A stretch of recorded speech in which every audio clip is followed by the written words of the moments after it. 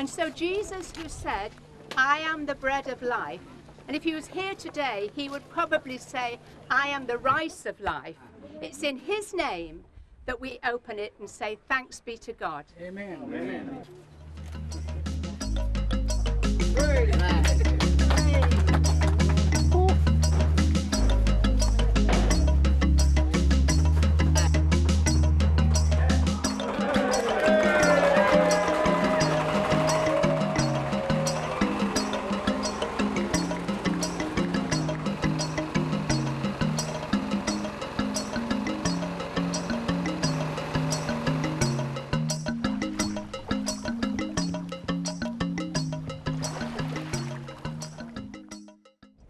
Meanwhile, in the north of Nicaragua, the recently acquired coffee farm provides the Trust with a unique opportunity to build a coffee business where we know that the workers will be paid a fair price for their efforts.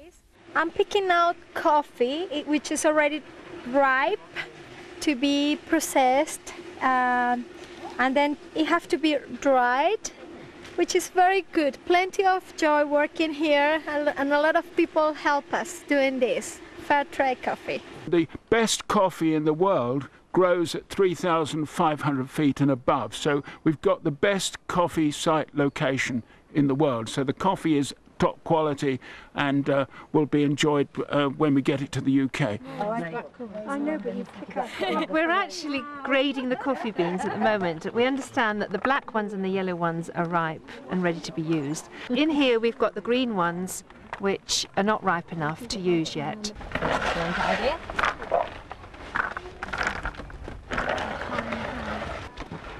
Ahora sí. Despacito. No le ponga el balde enfrente. Well, this machine is taking the skin off, the first skin of the coffee off. Then we will have the coffee here overnight to get fermented, and tomorrow morning we're going to wash it again and select it.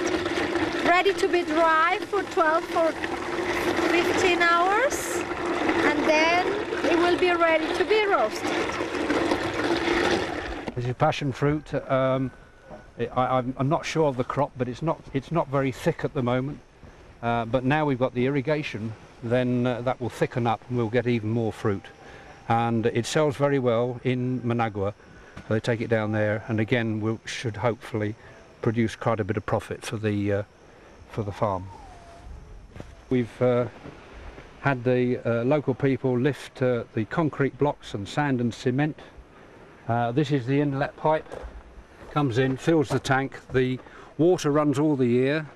So it's a wonderful resource. It's very sweet water, so it's potable, useful for us to drink. I will demonstrate.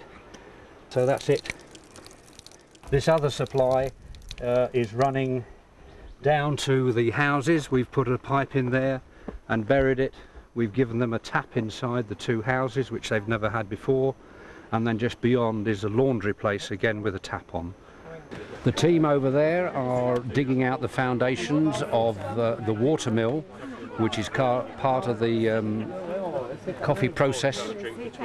We've now got that tank of water which we described earlier, which will feed the water supply down to wash the coffee. And so this will become a new two-storey building with the water mill on the top to grind the beans to drop down into a trough at the bottom. At the moment we'll obviously putting a concrete foundation in and just setting the first post in an upright position. Okay, mate. Right. Okay. Get further up.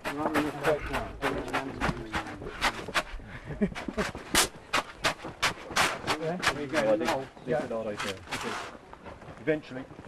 The farm also provides a further opportunity for the Trust to develop sustainable agriculture methods and to generate income.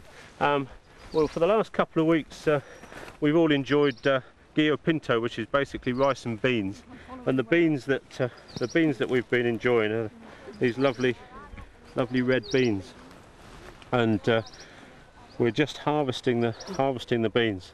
So as you can see, the team's working across the field, and these have got to be dehusked and sieved.